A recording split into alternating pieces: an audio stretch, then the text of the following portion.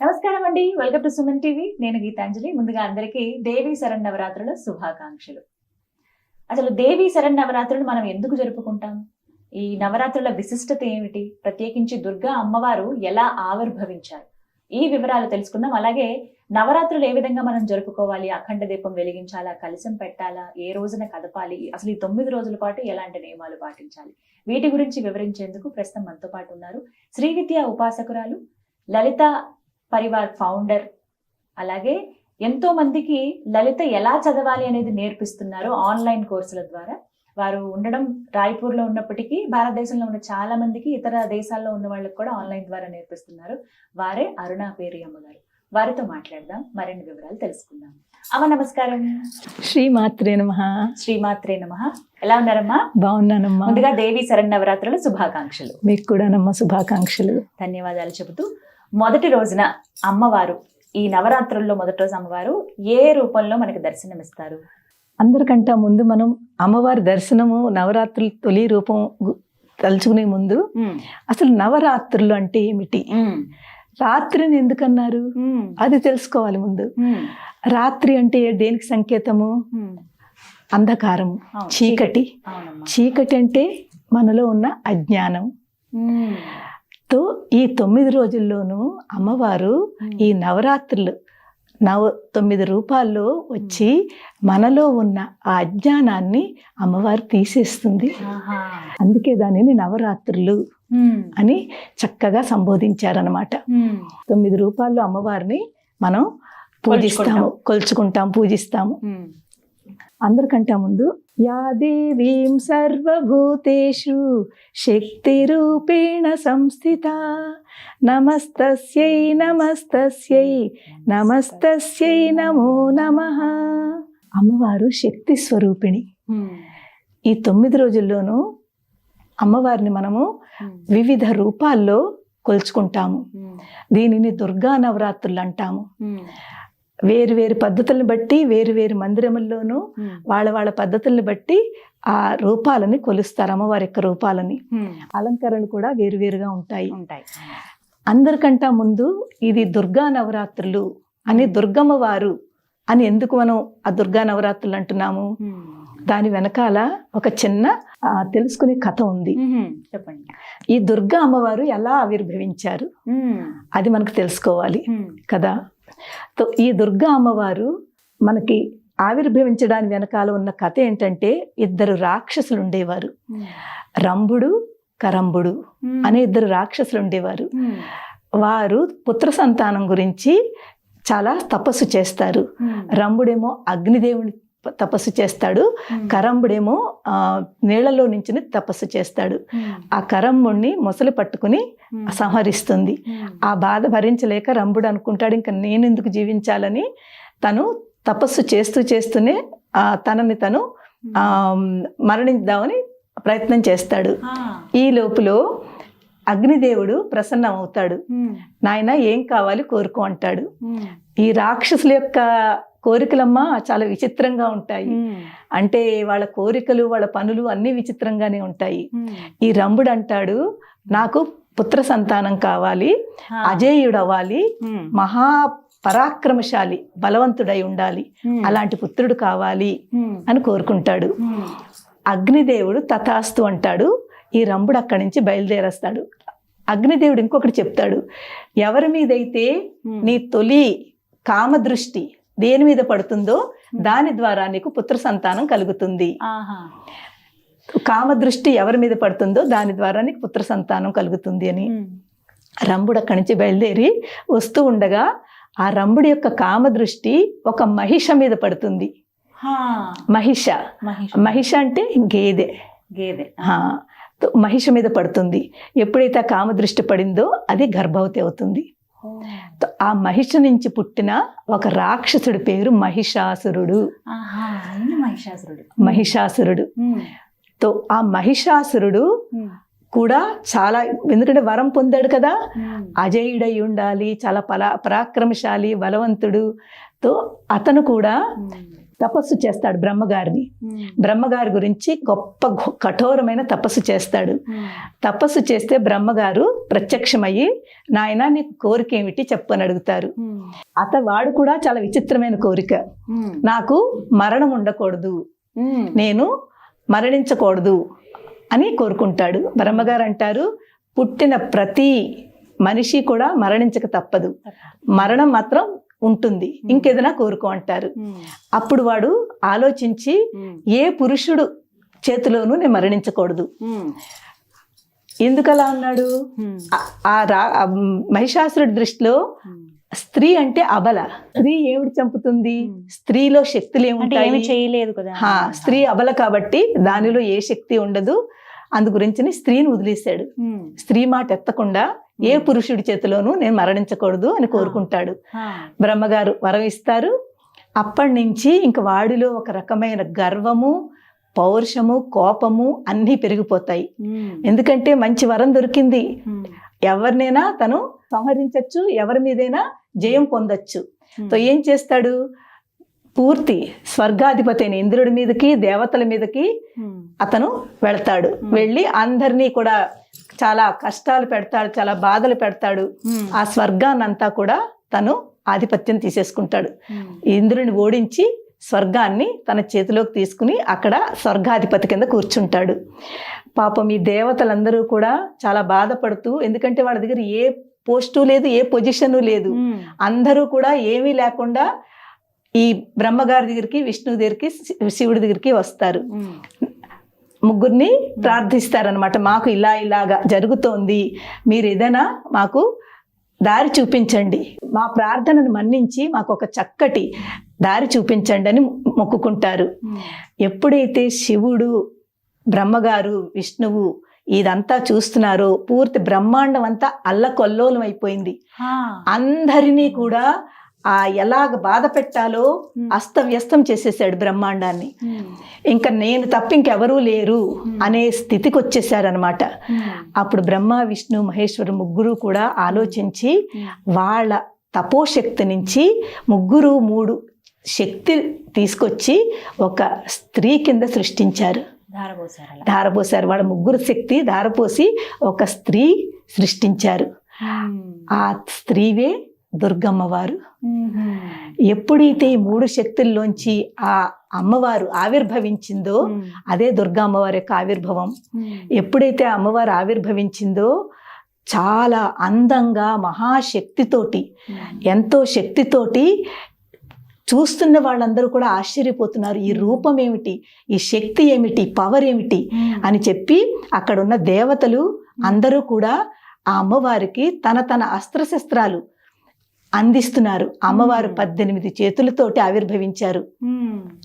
బ్రహ్మగారు, విష్ణు అందరూ కూడా తనకి అస్త్రశస్త్రాలు ఇస్తున్నారు. అలాగే దేవతలందరూ కూడా అమ్మవారికి అస్త్రశస్త్రాలు ఇచ్చి పంపిస్తున్నారు. అమ్మ, నీ ఆవిర్భవము మహిషాసురుడనే రాక్షసుడిని వధించడానికి జరిగింది.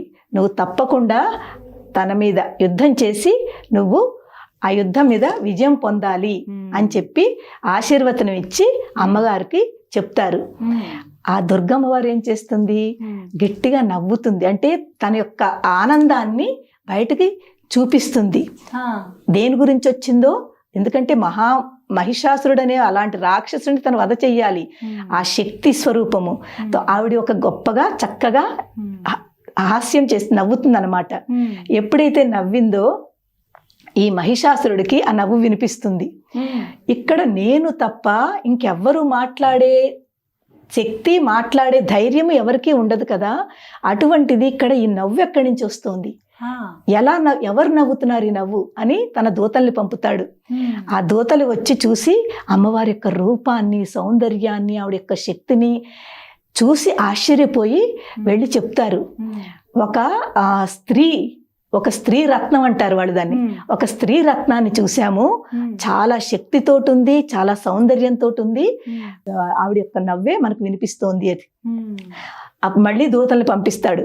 ఆ దుర్గమ్మవారిని ఎలాగైనా తీసుకురా అంటే, దుర్గమ్మవారు కాదు, ఆ స్త్రీ శక్తిని తీసుకురా అని పంపిస్తారు. పంపించేసరికి అమ్మవారి దగ్గరికి వచ్చి వాళ్ళు చెప్తారు, ఇలాగ మా రాజు ముల్లోకాలకి అతను రాజు, ఇప్పుడు ఆయన తప్ప ఇంకెవరూ లేరు, అలాంటి వారు మిమ్మల్ని పిలుస్తున్నారు, మిమ్మల్ని వివాహం చేసుకుంటారట, రావాలని అడుగుతారు, కోరతారు. అమ్మవారు అంటుంది, ఇది అయ్యే పని కాదు, ఇది తగని పని, మీ రాజుకి చెప్పండి నాతోటి వచ్చి యుద్ధం చేయమని, యుద్ధం చెయ్యమని చెప్పండి అని చెప్పి పంపిస్తుందన్నమాట. సో వీళ్ళు వెళ్ళి అమ్మవారు ఎలా చెప్పిందో అలాగా అమ్మవారి యుద్ధానికి పిలుస్తోంది, తను వివాహానికి అంగీకరించలేదని చెప్పేస్తారు.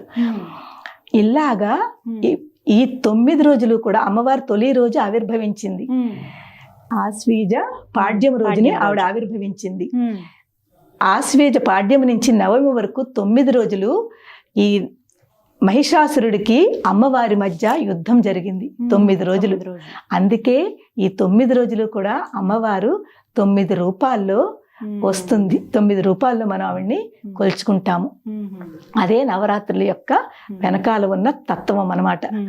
ఇప్పుడు మనము ఈ దుర్గమ్మ వారి యుద్ధం చేస్తుంది, అది ఎలాగా సంహరిస్తుందో అన్నది మనకు మధ్యలో ఒక ఘట్టం ఉంది, అక్కడ కనిపిస్తుంది. ఈ 9 రోజులు అమ్మవారు ఏ ఏ రూపాల్లో వచ్చింది, ఎలాగా మనకి అమ్మవారు. ఇక్కడ ఇంకొకటి విషయం అర్థం చేసుకోవాలి, అమ్మవారు భగవత్ తత్వం పరంగా ఆధ్యాత్మిక పరంగా ఏది జరిగిందో ఆవిడంతా మనం తెలుసుకుంటాము. కానీ మన వైపు కూడా ఆలోచించుకోవాలి, అమ్మవారు మనకి ఏం చెప్తోందా, ఏ మెసేజ్ ఇస్తోందా, మనలో మనం ఏం చెయ్యాలి. అమ్మవారు చేస్తున్న 2 కోణాలు, ఒక కోణం అమ్మవారి తరఫు నుంచి అయితే, రెండో కోణం మన తరఫు నుంచి ఆలోచించుకోవాలి. అప్పుడే దాని యొక్క ఆ భావన, మనం చేస్తున్న పూజకి అర్థము. అంతేకాని దుర్గా నవరాత్రుల్లో ఒక పుష్పం పెట్టేశాము, ఒక అక్షంతలు వేసేసాము, ఇది కాదు. అర్థం చేసుకోవడము, ఆ తత్వం వెనకాల మనకి ఏమిటి మెసేజ్ దొరుకుతోంది, దానిని మనం ఎలా పాటిస్తున్నాము, ఈ 9 రోజులు ఎలా మనం పాటిస్తున్నాము. ఎప్పుడైతే ఇది తెలుసుకుని, ఈ అర్థం తెలుసుకుని పూజ చేస్తామో తప్పకుండా పూజ ఫలిస్తుంది. ఈ విధంగా 9 రోజుల పాటు అమ్మవారిని మనం పూజించుకోవచ్చు కదమ్మా. అవునమ్మా. అయితే ఇక్కడ సందేహం ఏంటంటే, పీఠం పెట్టుకోవాలా, కలశం ఖచ్చితంగా పెట్టాలా, అఖండ దీపం ఖచ్చితంగా పెట్టాలా అని కొంతమంది అడుగుతూ ఉంటారు. అసలు వాటికి ఏమైనా నియమాలు ఉన్నాయా, నవరాత్రులు ఎలా జరుపుకోవాలి, ఎలా పూజించాలి అమ్మవారిని అని అంటే ఏం చెప్తారు? చూడండి అమ్మ, చాలా మంచి ప్రశ్న వేశారు. ఇది మనం అనుకునే ఒక సంకల్పాన్ని బట్టి ఉంటుంది. ఇలాగే చెయ్యాలని ఏమీ లేదమ్మా, ఓన్లీ కలశమే పెట్టి చెయ్యాలి తప్పదా, అలాగేం కాదు. పీఠం పెట్టాలా, అది కూడా కంపల్సరీ కాదు. కానీ దేవి ఉపాసకులని వాళ్ళు ఉంటారు, వాళ్ళకి ఆల్రెడీ వాళ్ళ పూజా విధానం ఉంటుంది.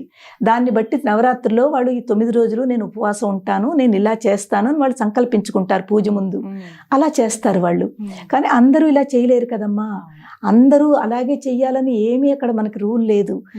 అలాగ అవన్నీ పెట్టుకోకుండా కూడా నార్మల్గా చాలా సింపుల్ వేతో అమ్మవారికి పంచోపచారము, షోడశోపచారము. పంచోపచారం అంటే గంధం, పుష్పం, ధూపం, దీపం, నైవేద్యం, ఓన్లీ 5 అంతే. ఈ 5 అమ్మవారి అంటే మనం ఏ అమ్మవారైనా కూడా అమ్మ గంధం సమర్పయామి, మంత్రాలు కూడా అక్కర్లేదమ్మా. పుష్పం సమర్పయామి, ధూపం సమర్పయామి, దీపం సమర్పయామి, నైవేద్యం. చక్కగా పెట్టేది కూడా భక్తితోటి. అమ్మవారి భక్తిని చూస్తుంది, మీరు ఎంతలా చేస్తున్నారని చూడదు, భక్తి చూస్తుంది. అలా చేస్తూ పంచోపచార పూజ అయిపోయింది.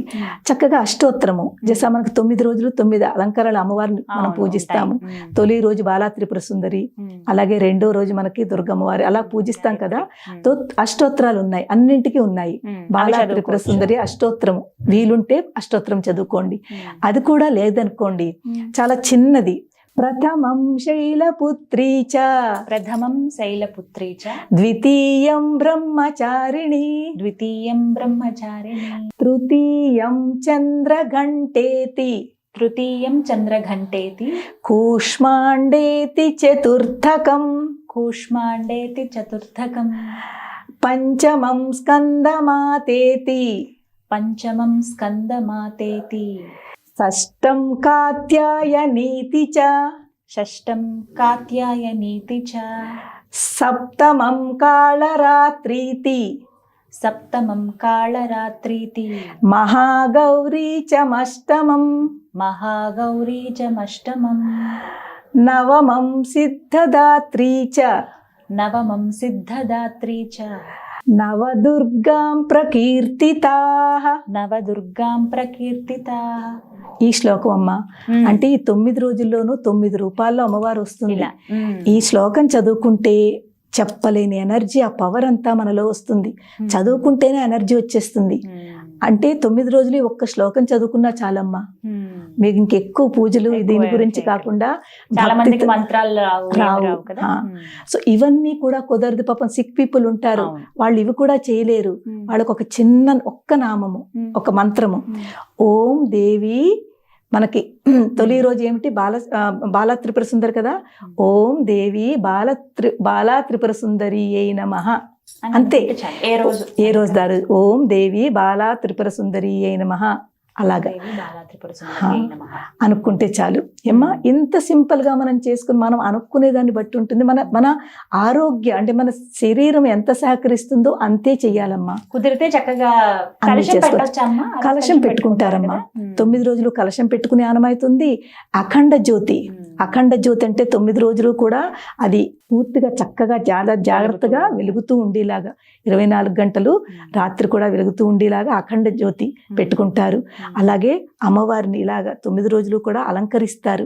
ఒక్కొక్క రోజును ఒక్కొక్క అలంకరణతో అలంకరిస్తారు. అలంకరించి చక్కగా నైవేద్యం అది పెడతారు.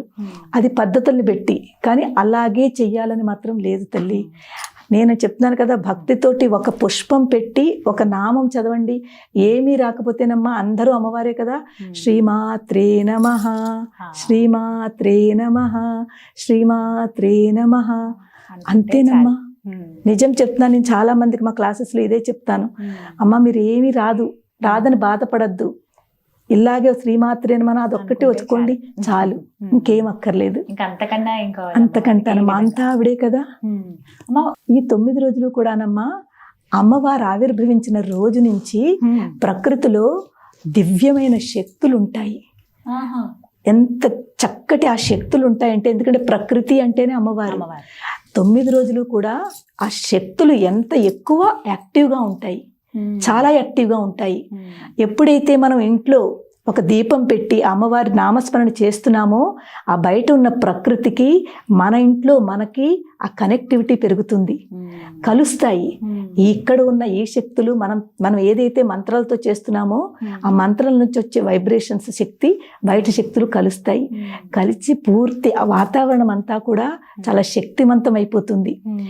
మనకి, మన సొసైటీకి, మన రాష్ట్రానికి అంతా కూడా చాలా మంచి పాజిటివిటీ తీసుకొస్తుంది. అదనమాట చేయటం వల్ల ఇవన్నీ. అంతమా ఒక సందేహం, ఒకవేళ ఇలా కనీసం పీఠం కూడా పెట్టలేకపోయామండి, ఫోటోకి కూడా మేము పూజించుకునే అవకాశం లేదు అనేవాళ్ళు ఉట్టిగా ఉపవాసం ఉంటే చాలా, ఆ 9 రోజులు ఎలా చేసుకోవాలి? మానస పూజ. ఎంత చక్కటి క్వశ్చన్ అడిగారు. మానస పూజ ఇవేమీ అక్కర్లేదమ్మా. ఇక్కడుంది అమ్మవారు, ఇక్కడుంది. మీరు ఏమి ఫోటో వద్దు, పువ్వులు వద్దు, అలంకారాలు వద్దు, నైవేద్యాలు వద్దు. ఇక్కడ మానస పూజ చేసుకోవాలి. ఇక్కడ పంచోపచార పూజ కూడా ఇక్కడే జరుగుతుందమ్మా. ఇది చాలా తక్కువ మంది చెప్తారు. నేనైతే మానస పూజ ఎక్కువ చేస్తాను. చాలా ఈ పూజల కంటే ఈ పూజలకి ఎక్కువ ప్రాధాన్యత ఇయ్యను, కానీ మానస పూజ చాలా చేస్తాను. ఏంటంటే ఇది పృథ్వీతత్వము, మనకి మూలాధార చక్రం. లం పృథ్వీ తత్వాత్మికాయై శ్రీ లలితా మహాత్రిపుర సుందరి దేవ్యై నమః గంధం సమర్పయామి. ఇక్కడి నుంచి గంధం అర్పిస్తాను. దాని తర్వాత హం ఆకాశ తత్వాత్మికాయై శ్రీ లలితా మహాత్రిపుర సుందరి దేవ్యై నమః పుష్పం సమర్పయామి. యం వాయు తత్వాత్మికాయై శ్రీ లలితా మహాత్రిపుర సుందరి దేవ్యై నమః ధూపం సమర్పయామి. రం తేజో తత్వాత్మికాయై శ్రీ లలితా మహాత్రిపుర సుందరి దేవ్యై నమః దీపం సమర్పయామి. వం అమృత తత్వాత్మికాయై శ్రీ లలితా మహాత్రిపుర సుందరి దేవ్యై నమః అమృత నైవేద్యం సమర్పయామి. సం సర్వతత్వాత్మికాయై శ్రీ లలితా మహాత్రిపుర సుందరి దేవ్యై నమః తాంబూలాది సర్వోపచారం సమర్పయామి. అయిపోయింది అమ్మవారి పూజ. ఎంత సింపుల్ గానో. మీ దగ్గర ఏమీ లేవు, అస్సలేం అక్కర్లేదు.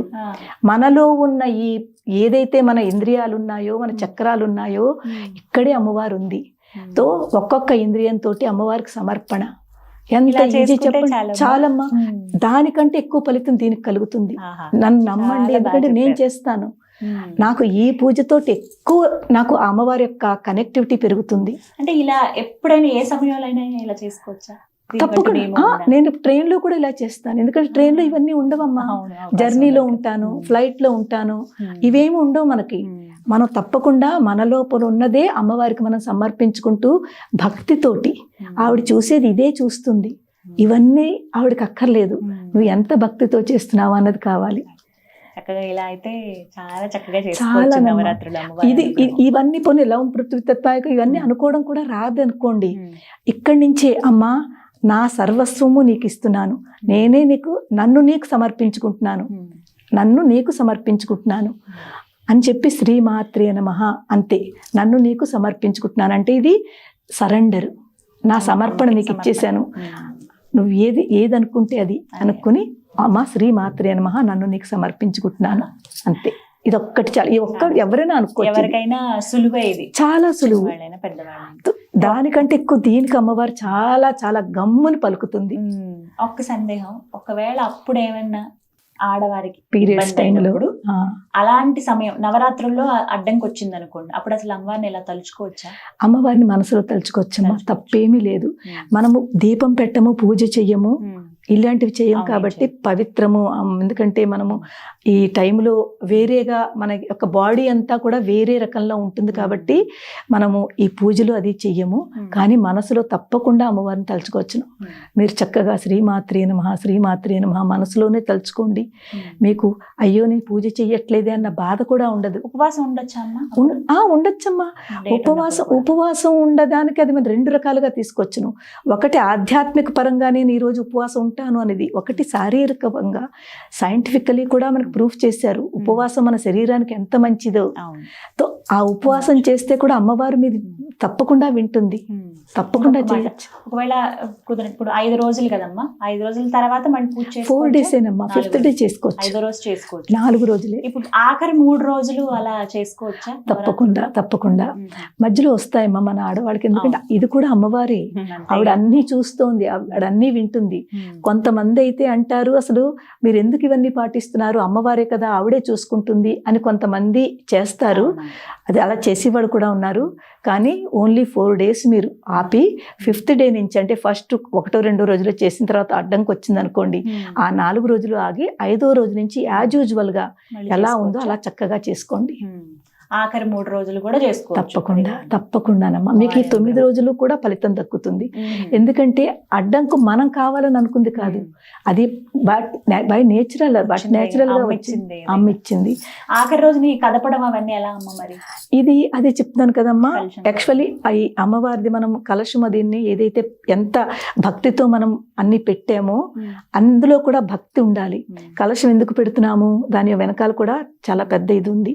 ఆ పెట్టిందంతా కూడా చక్కగా నెమ్మదిగా 10వ రోజుని, విజయదశమి రోజుని 9 రోజులు అయ్యాక మెల్లిగా అమ్మవారికి పూజ చేసేసుకున్నాక ఒక్కొక్కటే నెమ్మదిగానమాట తీసేసి నీళ్ళల్లో కానీ ఎక్కడైనా, లేకపోతే చెట్టు కింద వేసేయండి. నేనైతే ప్రిఫర్ చేయట్లేదమ్మా నీళ్ళల్లో. నీళ్లు పాపం గంగని నీళ్ళని మనం చెత్త చేసేస్తున్నాము, కల్మిషం చేసేస్తున్నాము. ఆ కల్మిషం అవ్వకూడదని చెప్పి నేను ఏం చేస్తానంటే చెట్లకి అది ఎండిపోయిన తర్వాత అది మనకి చెట్లకి చాలా ఉపయోగము. అలా కొన్నాళ్ళు అలా ఉంచేసి చెట్లు వేసేయండి. తప్పకుండా ఆ కలశం నీళ్లు అన్ని కూడా చెట్టులో పోసేయండి. ఆ కలశం నీళ్ళు ఇల్లంతా చల్లండి, చాలా మంచిది. తర్వాత మీరు తీర్థం కింద తీసుకోండి, మనకి మంచిది. అలాగే పువ్వులు అవన్నీ కూడా చెట్టులో వేసేయండి, ఎంతో మంచిదమ్మా. మనం నీటిని దూషితం చేసే కంట మనం మొక్కల్లో వేసుకుంటే చాలా మంచిది. ఈ విధంగా 9 రోజులు చేయాలమ్మా. ఖచ్చితంగా అమ్మవారి అనుగ్రహం ఉంటుంది, తప్పకుండా ఉంటుంది. మళ్ళీ 7 వరకు ఆవిడ క్షేమంగా చూసుకుంటుంది, మళ్ళీ ఆవిడ పూజ చేయించుకుంటుంది. తప్పకుండానమ్మా. ఇది సృష్టి స్థితి లయానమ్మా. మనకు అమ్మవారు ఆవిర్భవిస్తోంది అంటే ఏమిటి మనకు చెప్పుకుంటాం. ఇప్పుడు తర్వాత వస్తుంది మనకి ఆ అమ్మవారి యొక్క రూపం వచ్చినప్పుడు అప్పుడు చెప్పుకుందాము. సృష్టి స్థితి లయ ఈ 3 అయిన తర్వాత మళ్ళీ సృష్టి ఆవిడే రచిస్తుంది. అదనమాట. చాలా చక్కగా వివరించారమ్మా. ఎంతో అసలు భలే అనిపిస్తుంది మీరు చెప్తూ ఉంటే. నిజంగా అమ్మవారే కూర్చుని మాకన్నీ నేర్పిస్తున్నారా అని ఉంది. నాకు కూడా చాలా సందేహాలు ఉన్నాయి, మిమ్మల్ని అడిగినవి కూడా నాకున్నవే. అందరి ఆడవాళ్ళలాగే కాబట్టి చేసుకోగలమా లేదా నవరాత్రులు ఎలా అనుకున్నాను, కానీ మీరు చెప్పిన దాన్ని బట్టి నాకు అర్థమైంది. సంతోషం. నమస్కారం. నమస్కారం.